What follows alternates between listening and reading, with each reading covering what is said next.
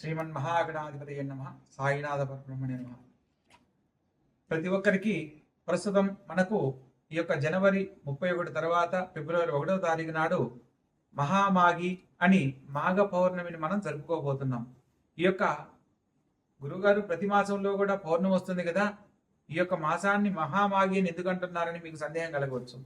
మహామాగి అని ఎందుకన్నారు అంటే ఆదివారం నాడు పౌర్ణమి రావడం విశేషం.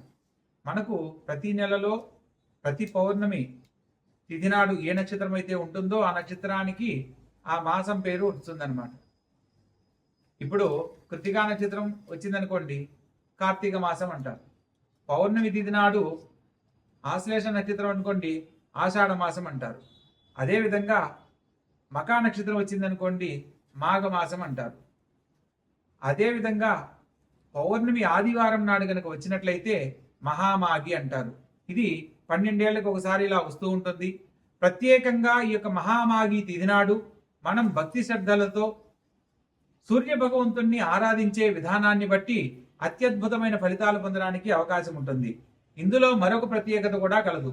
ఈ యొక్క మహామాగి తిథి నాడు మధ్యాహ్న కాలం వరకు మనకు పుష్యమి నక్షత్రం కూడా ఉంటుంది. మనకు నక్షత్రాలు ప్రామాణికంగా తీసుకుంటే పుష్యమి తర్వాత మకా నక్షత్రం వస్తుంది. మకా నక్షత్రం పౌర్ణమి ఉన్న రోజు ఏ నక్షత్రం అయితే ఉంటుందో ఆ నక్షత్రానికి ఆ మాసానికి ఆ పేరు ఉంటుంది.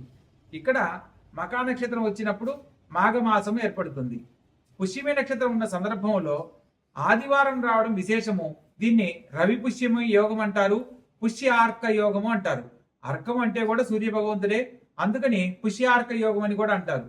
ఆదివారం నాడు పుష్యమి నక్షత్రం వచ్చిన తిథి నాడు ఎవరైతే శుభ కార్యక్రమాలకు సంబంధించిన ఫలితాలు పొందాలనుకుంటున్నారో ఆ రోజు ప్రారంభించే పనులను బట్టి పొందడం జరుగుతుంది.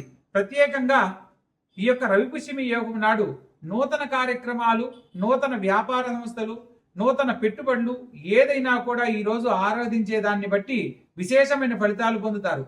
ఈ రోజు ఒక వ్యాపారం కనుక స్టార్ట్ చేసినట్లయితే, వ్యాపారానికి సంబంధించిన పెట్టుబడి కనుక పెట్టినట్లయితే అది 10 సంస్థలుగా వ్యాప్తి చెందుతుంది.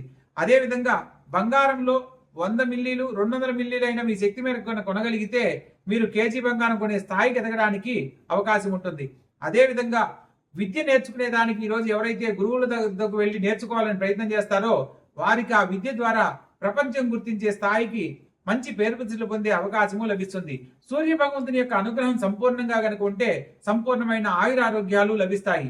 అదేవిధంగా ఏలనాటి శనితో కానీ, అర్ధాష్టమ శని కానీ, అష్టమ శని కానీ, శని బాధ పీడితులై ఇబ్బంది పడుతున్న ప్రతి ఒక్కరూ ఈ యొక్క ఆదివారం నాడు పుష్యమి నక్షత్రం ఉన్న సమయంలో సూర్య భగవంతుని ఆరాధించడం వల్ల శని బాధ విముక్తులవుతారు. అటువంటి గొప్ప దినం కాబట్టి ఈ యొక్క రవి పుష్యమి యోగం నాడు సూర్య భగవంతుని ఆరాధించి విశేషమైన శుభ ఫలితాలు పొందడానికి అవకాశం ఉంటుంది. ఎవరెవరి జీవితాల్లో ఏదైతే సమస్యగా ఉందో ఆ సమస్యలు తొలగిపోవడానికి తెల్లవారుజామున లేచి సూర్య భగవంతుని ఆరాధించడానికి ఒక రాగి పాత్రలో నీటిని తీసుకొని అందులో ఎర్రని పుష్పాలు వేసి, అందులో ఎర్రని అక్షంతలు, ఎర్రని పుష్పాలు మరియు గోధుమలు కొద్దిగా వేసి ఆ పాత్రను సూర్య భగవంతునికి చూపిస్తూ సూర్య భగవంతునికి సంబంధించిన నమస్కార శ్లోకం చెప్పుకోవాలి. ఓం సప్తాస్వరతమారూఢం ప్రచండం కశ్యపాత్మజం శ్వేతపద్మధరం దేవం తం సూర్యం ప్రణమామ్యహం అని చెప్పడం, ఒకసారి అలా ఉంచడం. అలా 6 సార్లు మంత్రాన్ని చెప్పి 6 సార్లు స్వామివారికి సూర్య భగవంతుని చూస్తూ అర్ఘ్యం వదలాలి. ఎవరైతే ఈ యొక్క మహామాగి పర్వదినాన సముద్ర స్నానం ఆచరిస్తారో వారికి సంపూర్ణమైన శాశ్వతమైన జీవితం పొందడము, సంపూర్ణమైన ఆనందకరమైన జీవితాన్ని పొందడానికి చక్కని అవకాశాలు లభిస్తాయి. కాబట్టి వీలైనంత వరకు ఈ యొక్క రవి పుష్యమి యోగాన్ని నాడు స్వామివారిని ఆరాధించే విధానం తెలుసుకుని తప్పకుండా ఆచరించండి. ప్రతి ఒక్కరి జీవితంలో విద్య, ఉద్యోగం ఇవి ఎంతో అవసరం. ఆ విద్య, ఉద్యోగము, పేరు ప్రతిష్టలు సంపూర్ణంగా పొందాలి అనంటే ప్రతి ఒక్కరి జీవితాల్లో జాతకాన్ని బట్టి సూర్య భగవంతుడు సంచార ఫలితాలను బట్టి చెప్తడం జరుగుతుంది. అటువంటి సూర్య భగవంతుని ఆరాధించే రోజు కనుక మనం విశేషంగా ఆరాధిస్తే జాతకంతో సంబంధం లేకుండానే స్వామివారి దివ్య అనుగ్రహాన్ని పొంది పేరు ప్రతిష్టలతో కూడిన గొప్ప జీవితాన్ని, విద్య ద్వారా సకాలంలో ఉద్యోగ లాభాన్ని పొందడానికి అవకాశం ఉంటుంది. కాబట్టి తెలుసుకున్న ప్రతి ఒక్కటి ఆచరించే ప్రయత్నం చేయండి. గొప్ప జీవితాన్ని సకాలంలో పొందండి. సూర్య భగవంతుని ఆశీస్సులు సంపూర్ణంగా ప్రతి ఒక్కరికి కలగాలని కోరుకుంటున్నాను. ప్రతిరోజు ఈ ఒక్క మహామాగి పర్వదినాన ఆదిత్య హృదయ పారాయణ చేసినా కూడా మీకు తప్పకుండా స్వామివారి అనుగ్రహం లభిస్తుంది. ఈ యొక్క సూర్య భగవంతుడిని శబ్దప్రీతి ఎక్కువ ఉంటుంది. శబ్దం అంటే ఎక్కడి నుంచి వస్తుంది? నామం, మంత్రపఠనం వల్ల.